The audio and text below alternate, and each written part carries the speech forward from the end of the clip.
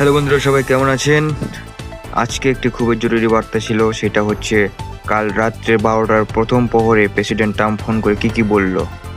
তো আজ 17 সেপ্টেম্বর 2025 নরেন্দ্র মোদীর 75তম জন্মদিন ছিল।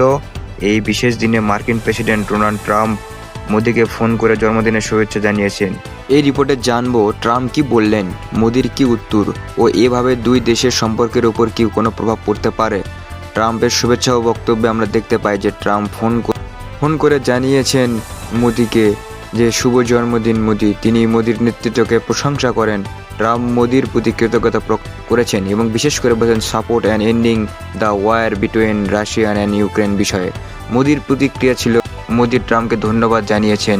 Thank you my friend president Trump for your phone call warm getting in my 75 birthday.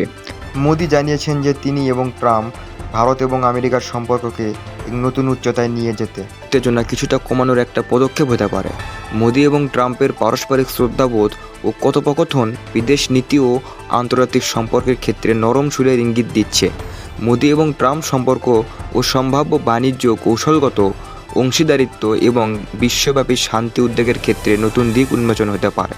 So বন্ধুরা, এই ছিল মূলত কাল রাতের 12টার প্রথম প্রহরে মোদী এবং ট্রাম্পের ফোনালাপের কিছু কথোপকথন। এছাড়া আর কিছু হয়তো হয়নি।